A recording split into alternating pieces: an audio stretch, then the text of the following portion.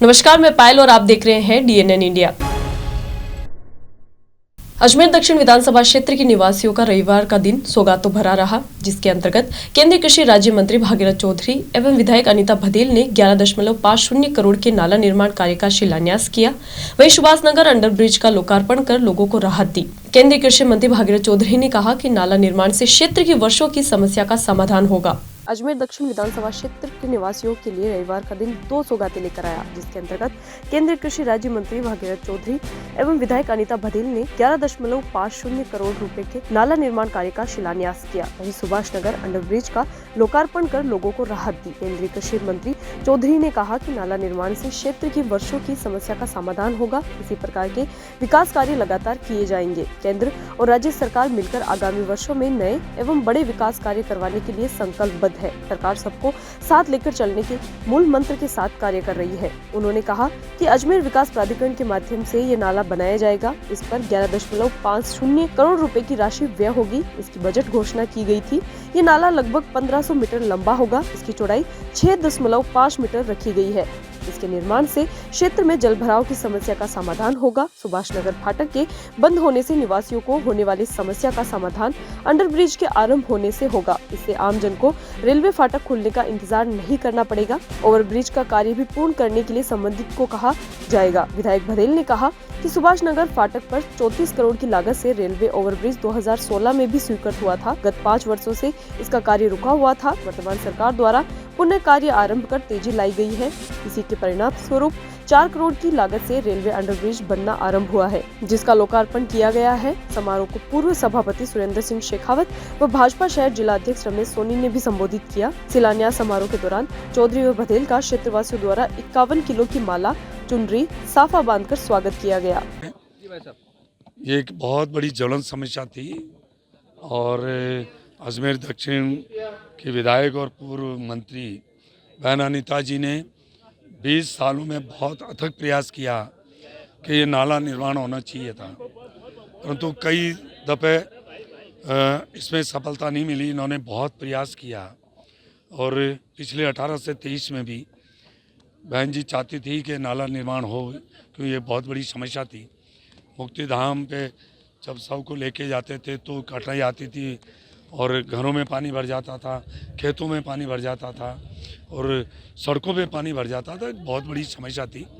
तो बहन अनीता जी ने अथक प्रयास किया और उसी का परिणाम निकला कि आज ये 1500 मीटर जो नाला है, जो 6.5 मीटर चौड़ा है, लगभग 11.5 करोड़ की लागत से आज उसका शिलान्यास होने यहाँ जा रहा है। गढ़ी माल्यान ही नहीं, आसपास की जो क्षेत्र है उनके लिए एक बहुत बड़ा ये कार्य हुआ है। आज 2 महत्वपूर्ण अजमेर दक्षिण की जो समस्या है उनका समाधान होने जा रहा है। सुभाष नगर का एलसी पर जो आरओबी बनना था, केंद्र सरकार ने उसकी स्वीकृति बहुत पहले दे दी थी 2016 से, लेकिन पिछले 5 सालों में जब कांग्रेस की सरकार थी तो वो काम अटक गया था, हो नहीं पा रहा था। और जैसे ही 2023 में वापस भारतीय जनता पार्टी की सरकार बनी, उस काम को हमने शुरू किया। 4.25 करोड़ रुपए की लागत से अंडरपास बनकर के तैयार हो गया। आज उसका लोकार्पण का कार्यक्रम है। उसके लोकार्पण के कार्यक्रम से जनता को राहत मिलेगी और न केवल जनता को राहत मिलेगी, बल्कि जो फाटक पर 1-1 घंटे तक लोग खड़े रहते थे, मरीज परेशान होते थे, प्रेग्नेंट महिलाएं परेशान होती थी, उनको उससे मुक्ति मिल जाएगी। साथ ही जो गड्डी मालियन का नाला है, जो एस्केप चैनल तक जाता है, जो शमशान से होकर के गुजरता है, खेतों से होकर के गुजरता है, लोगों की आवासीय कॉलोनियों से होकर के गुजरता है, वो गड्डी मालियन के नाले के निर्माण की भी आवश्यकता थी। लेकिन बड़ा बजट होने के कारण से एक बार Jawaharlal Nehru urban renewal mission में ये स्वीकृत भी हुआ, लेकिन कांग्रेस की सरकार बनने के कारण से वो निरस्त हो गया था। पुनः हमने 5 साल लगातार कांग्रेस की सरकार में प्रयास किए, परंतु सरकार ने उसकी जून तक नहीं रहेंगी इस समस्या को लेकर के। अभी जैसे ही भारतीय जनता पार्टी की सरकार प्रदेश में बनी, मैंने माननीय भजनलाल जी को आग्रह किया और उनके आग्रह के कारण से एडीए द्वारा ये बजट में घोषणा की गई और बजट में घोषणा के तहत, उस बजट घोषणा के तहत 11.5 करोड़ रुपए के नाले के शिलान्यास का कार्यक्रम आज हमने किया है। हमारे झाबर सिंह जी खर्रा मंत्री महोदय यहाँ आने वाले थे, लेकिन किसी कारणवश उनके क्षेत्र में बीएसएफ के जवान की मौत होने के कारण से वो वहाँ चले गए, इसलिए नहीं आ पाए। तो माननीय मंत्री जी का भी आभार है, हमारे केंद्रीय मंत्री जो भागीरथ चौधरी जी इस कार्यक्रम में सम्मिलित हुए उनका भी आभार है, क्योंकि उनके भी प्रयास कहीं ना कहीं रहे हैं केंद्र सरकार से बातचीत करने में। परमवीर चक्र विजेता मेजर शैतान सिंह की जन्म शताब्दी उत्सव पर अजमेर के कुंदन नगर स्थित राजपूत छात्रावास व शिक्षण संस्थान में मेजर शैतान सिंह की प्रतिमा का अनावरण रविवार सुबह 10:30 बजे किया गया। इस कार्यक्रम की शुरुआत सरस्वती मां की प्रतिमा के समक्ष दीप प्रज्वलित कर की गई। 1962 के भारत चीन युद्ध में शौर्य और वीरता का उत्कृष्ट प्रदर्शन कर देश के लिए सर्वोच्च बलिदान देने वाले परमवीर चक्र विजेता मेजर शैतान सिंह की जन्म शताब्दी उत्सव पर अखिल भारतीय क्षत्रिय महासभा राजस्थान जिला कार्यकारिणी अजमेर द्वारा अजमेर के कुंदन नगर स्थित राजपूत छात्रावास व शिक्षण संस्थान में मेजर शैतान सिंह की प्रतिमा का अनावरण रविवार सुबह 10:30 बजे किया गया। इस कार्यक्रम की शुरुआत सरस्वती मां की प्रतिमा के समक्ष दीप प्रज्वलित कर की गई। समाज के प्रबुद्ध जनों के समेत संस्था के पदाधिकारियों के सामूहिक विचार के साथ ही परमवीर चक्र विजेता मेजर शैतान सिंह के लिए पनोरमा बनाने की बात कही गई। इस कार्यक्रम के दौरान भाजपा नेता भंवर सिंह पल्लाड़ा, मेजर शैतान सिंह के बेटे नरपत सिंह भाटी, राजेंद्र राठौड़ सहित अध्यक्ष सुमेश सिंह राठौड़ सहित अन्य गणमान्य लोग उपस्थित रहे। अतिथियों का माला व साफा पहनाकर स्वागत किया गया। अतिथियों ने समाज के गणमान्य लोगों को मोमेंटो देकर सम्मानित किया, जहां इसी दौरान सभी ने वंदे मातरम के नारे लगाए। परमवीर शैतान सिंह जी भाटी के जन्म शताब्दी समारोह का मनाने का काम आज हुआ है। उनकी वीरता इस देश के लिए सैन्य इतिहास के अंदर उनकी कुर्बानी को कोई भुला नहीं पाएगा। और आज इस अवसर पर यहाँ के लोगों की मांग भी है कि चूँकि वो परमवीर चक्र विजेता भी रहे कि उनको उनके नाम का पनोरमा बनना चाहिए। हम सरकार से मांग करके पनोरमा बनाएंगे। आज इस समागम के लिए मैं सबको धन्यवाद देता हूँ। फिर मेजर शैतान सिंह जी के 100वें जन्मदिन अवसर पर आज उनकी मूर्ति का अनावरण किया।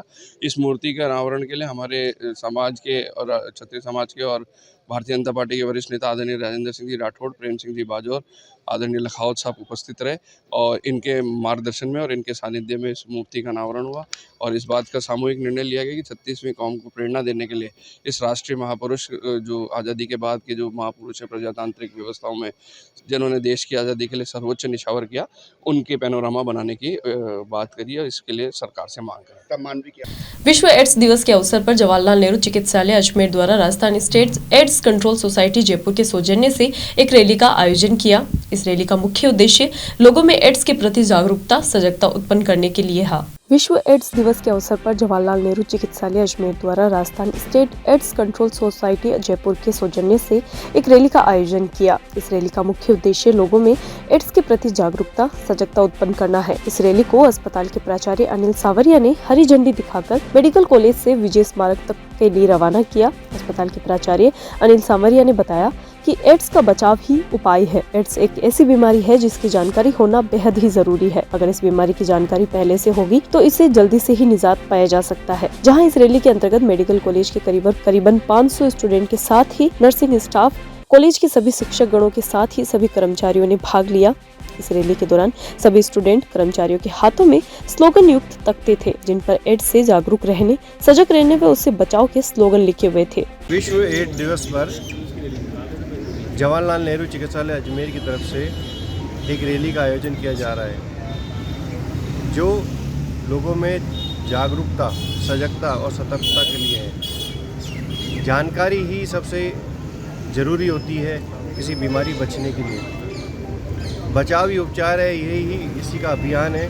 अगर हम बचाव अच्छा करेंगे तो इस बीमारी से बच सकेंगे। इस बीमारी को जानना ज़रूरी है, क्योंकि आने वाले बच्चे, बड़े, बूढ़े सबको आवश्यकता होती है, बुजुर्गों को आवश्यकता होती है कि कैसे इस बीमारी से बचा जा सकता है।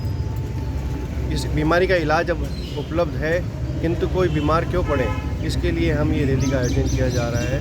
ये रैली कहाँ से कहाँ तक निकाली गई है सर? ये रैली बजरंगगढ़ से जाके वापस पुनः यहीं लौटेगी। इसमें करीब 500 हमारे स्टूडेंट पार्टिसिपेट कर रहे हैं।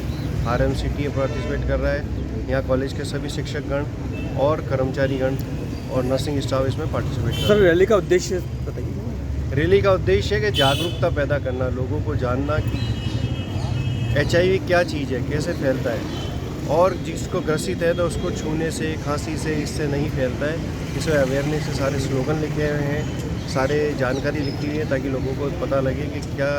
यहाँ रुकते हैं एक छोटे से ब्रेक के लिए, जल्द हाजिर होंगे खबरों के नए सफर के साथ।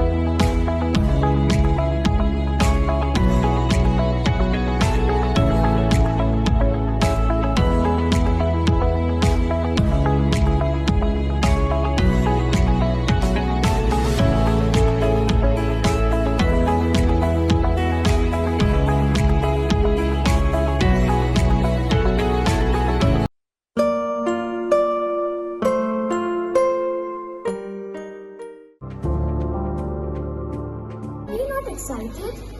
Holidays will be very boring for me.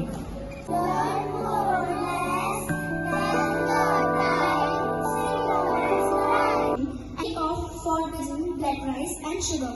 This black rice has a very unique flavor. Ajmer के वैशाली नगर स्थित शिव सागर कॉलोनी के राजस्थान समायोजित शिक्षा कर्मी संघ कलेक्ट्रेट पहुंचे और जिलाधीश लोक बंधु को मुख्यमंत्री के नाम ज्ञापन सौंपा, जहां ज्ञापन के अंतर्गत संघ के लोगों ने राजस्थान स्वेच्छा ग्रामीण शिक्षा सेवा नियम 2010 के अंतर्गत समायोजित कार्मिकों को प्रथम नियुक्ति तिथि से पेंशन 1996 नियम से लाभ देने के संबंध में अवगत करवाया। अजमेर के वैशाली नगर स्थित शिव सागर कॉलोनी के राजस्थान समायोजित शिक्षा कर्मी संघ कलेक्ट्रेट पहुंचे और जिलाधीश लोक बंधु को मुख्यमंत्री के नाम ज्ञापन सौंपा।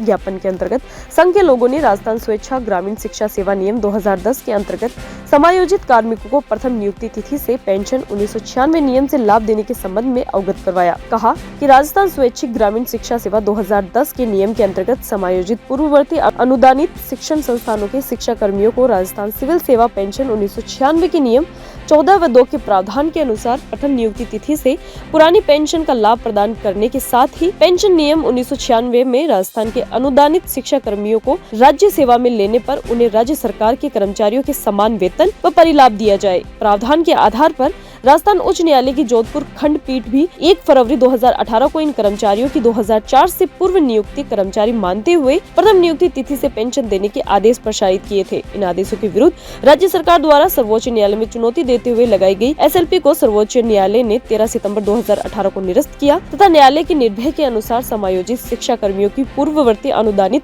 शिक्षण संस्थानों से प्राप्त भविष्य निधि की राशि प्राप्ति तिथि से जमा करने की 6% ब्याज के साथ जमा करने के आदेश दिए थे। कहा कि हम 2005 से पूर्व के नियुक्ति कर्मचारी हैं, नियुक्ति सेवा कर्मियों पर भी पुरानी पेंशन लागू कर दी है। बावजूद इसके हमें प्रथम नियुक्ति तिथि से पुरानी पेंशन के अधिकार से वंचित किया गया है। मांग की गई है कि लोग सीनियर सिटीजन कर्मचारी के हितों का न्यायोचित समाधान करें तथा पुरानी पेंशन प्रथम नियुक्ति तिथि से प्रदान करें।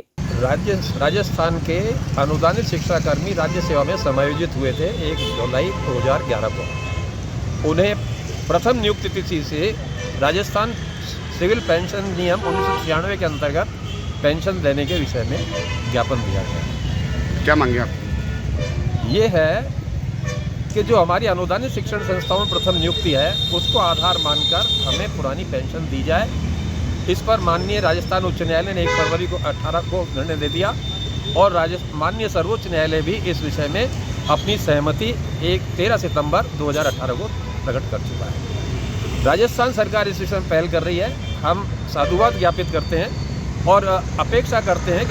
अजमेर के रेलवे कर्मचारी यूनियनों की मान्यता के चुनाव 4, 5 और 6 दिसंबर 2024 को होने हैं, जिसको लेकर भारतीय मजदूर संघ से संबंधित कर्मचारी संघ का SC, ST, OBC संगठन ने BMS को समर्थन देते हुए प्रेस वार्ता का आयोजन किया। अजमेर के रेलवे कर्मचारी यूनियनों की मान्यता के चुनाव 4, 5 और 6 दिसंबर 2024 को होने हैं, जिसको लेकर भारतीय मजदूर संघ से संबंधित कर्मचारी संघ का SC, ST, OBC संगठन ने BMS को समर्थन देते हुए प्रेस वार्ता का आयोजन हाथीबाटा के सामने एक निजी होटल में किया। इसमें बताया कि चुनाव के अंतर्गत SC, ST, OBC संगठन द्वारा BMS को पूरा समर्थन दिया जा रहा है, क्योंकि BMS द्वारा OPS समेत कर्मचारियों की मूलभूत समस्याओं को सरकार के समक्ष रखा। इससे कर्मचारी काफी प्रभावित हुए हैं। प्रतिनिधियों ने बताया कि जहां पूर्व में SC, ST, OBC संगठन द्वारा UPRMS को समर्थन दिया गया था, परंतु इस बार BMS से संबंधित कर्मचारी संघ को समर्थन दिया जा रहा है। राष्ट्रीय स्तर पर SC, ST, OBC BMS ने समर्थन दिया है। जब रिजल्ट आएगा तो ये चौंकाने वाला होगा, जिसमें BMS एक तरफ जीत का स्वाद चखेगी। जहां इस बार चुनाव में अजमेर मंडल में 13,500 और उप रेलवे जोन में करीब 48 कर्मचारी वोट देंगे। जैसा कि मेरे पूर्व वक्ताओं ने बताया, शशि जी ने बताया कि तो चुनाव आए ना, ये सिर्फ BMS की देन है। आज हर कर्मचारी को कम से कम इतना हक तो है कि वो किस ट्रेड यूनियन को रखना है, वो उसको चुने। नहीं तो पहले क्या होता था, जो चली आ रही है। मैं SC, ST एसोसिएशन से संबंधित हूँ, तो हमारी एसोसिएशन ने यही देखा कि जो कर्मचारियों की मूल मांगे थी, जिसमें ओल्ड पेंशन और बहुत सारी जैसे यार्ड स्टिक वगैरह थी, उसको दूसरी ट्रेड यूनियन से उठा ही नहीं रही थी। BMS ने उन मांगों को उठाया।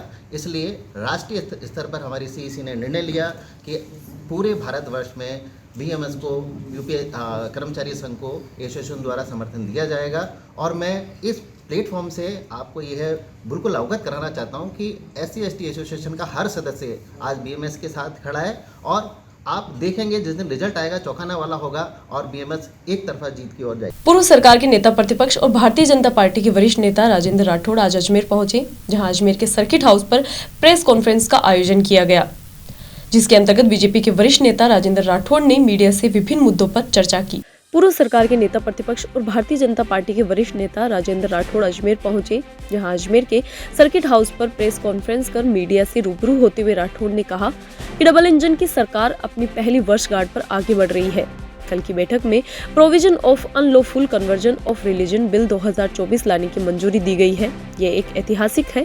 एक अध्यादेश के माध्यम से सरकार ने गैर कानूनी तरीके से धर्म परिवर्तन करने वाले व्यक्तियों व संस्थानों पर शिकंजा कसने का काम किया है। राजस्थान में लव जिहाद सहित कई हिंसा जैसे प्रकरण सामने आए हैं, जिनको लेकर ये बिल लाया गया है। भजनलाल सरकार ने अपने अल्प समय में पारदर्शिता दर्शाते हुए, नीतिगत निर्णय लेते हुए, आर्थिक स्थिति को बढ़ाते हुए जितने भी निर्णय लिए हैं वह अद्वितीय है।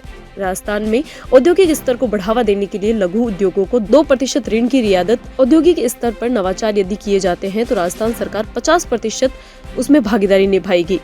भाजपा सरकार की 11 महीने के कार्यकाल में जहां सुदृढ़ कानून व्यवस्था रही है, जनमानस के सपनों को साकार करने के लिए भी सरकार ने अद्वितीय कार्य किए हैं।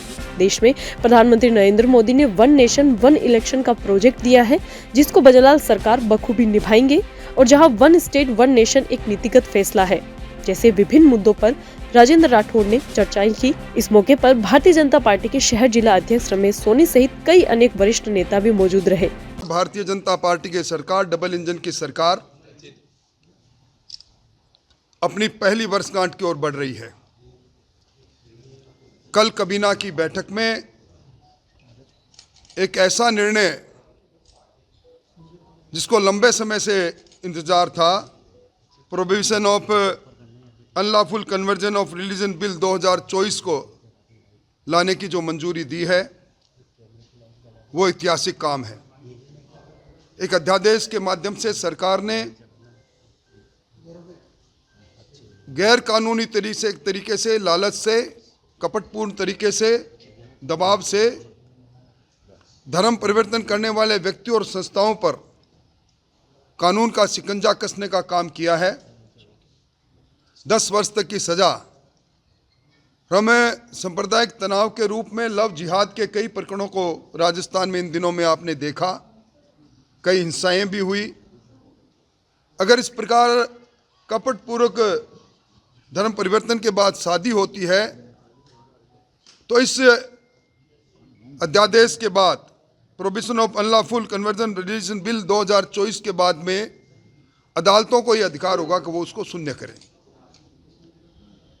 भजनलाल जी की सरकार ने अपने अल्प समय में पारदर्शी तरीके से नीतिगत निर्णय लेकर अपने मंसूबे को समझा दिया है कि जहां एक और हम राजस्थान की अर्थव्यवस्था को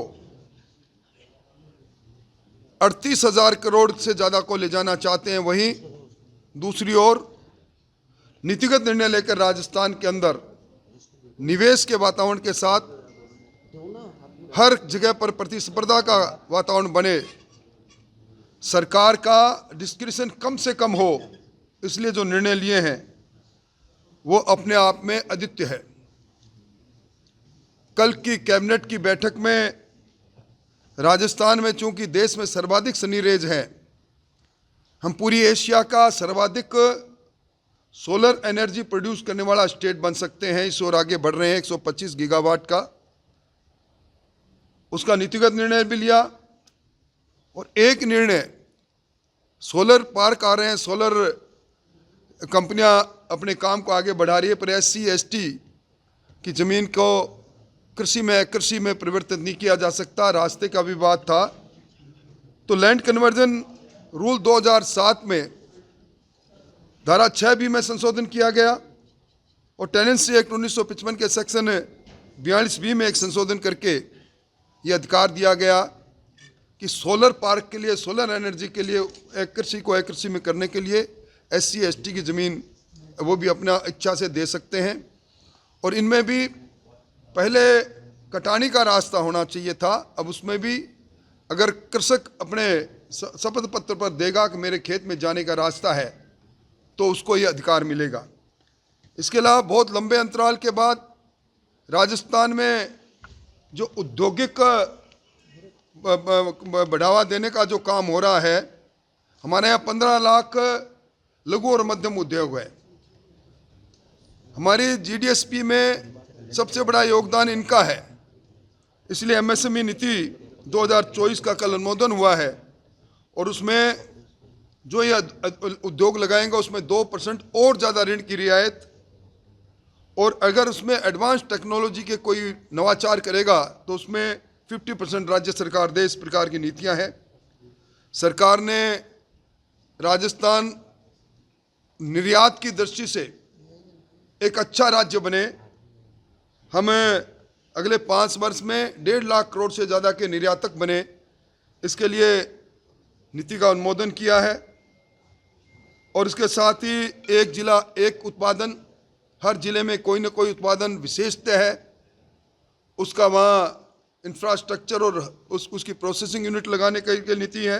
और पर्यटन इकाई नीति, और उसमें जो बड़े होटल आएंगे ग्रामीण प्रवेश में, इसमें 100 करोड़ से ज़्यादा का निवेश है, उसमें सरकारी भूमि का आवंटन। और बजरी की जो हम देख रहे हैं किल्लत, उसमें MM सैंड के लिए नीतिगत निर्णय लिया है। मैं कह सकता हूं कि इस 11 महीने के कालखंड में जहां सुदृढ़ कानून व्यवस्था रही है, वहीं जनमानस के सपनों को हकीकत में बदलने के लिए सरकार ने अद्वितीय काम किए हैं। मोटे तौर पर खबरों के सफर में अभी सिर्फ इतना ही, फिर हाजिर होंगे खबरों के नए सफर के साथ। तब तक के लिए दीजिए इजाजत। नमस्कार।